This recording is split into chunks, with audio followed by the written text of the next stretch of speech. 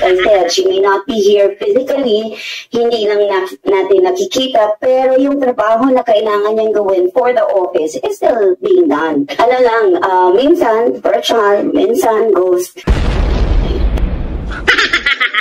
Ano yung ibig sabihin ng ghost? Puro paramdam lang. Agoy, ang sakit naman nun. Ang trabaho niya na ginagawa ay magbasa ng report.